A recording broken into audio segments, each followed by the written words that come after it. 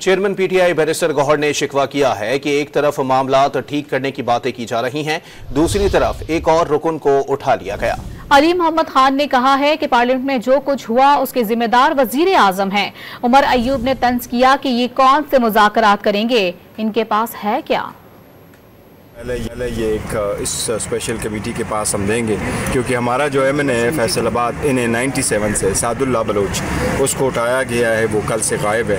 उसकी वाइफ, उसकी बीवी और उसकी खाला को भी घर से उठाया गया है। इस पर बहुत अफसोस है। जब हम कोशिश कर रहे हैं कि हालात बेहतरी की तरफ जाए, क्या मुल्क के वज़ीर आज़म को, जिस ऐवान ने उसको वज़ीर आज़म बनाया, उस वज़ीर आज़म को पूछना नहीं चाहिए कि मेरे इस ऐवान पर रात को डाका किसने मारा, या उन्होंने खुद मारा, या उनकी माँ पे मारा गया, या उनको पता ही नहीं था। तीनों सूरतों में वो जिम्मेदार हैं। हम तो भुगत रहे चीजें। हम तो मुज़ाकरात की ये बात कर रहे हैं। कौन सी मुज़ाकरात ये करेंगे इनके साथ? इनके साथ है क्या मुज़ाकरात करने का? इनके घर में ये घर में एक कप चाय के लिए मुज़ाकरात नहीं कर सकते। मुज़ाकरात हमारे साथ करेंगे।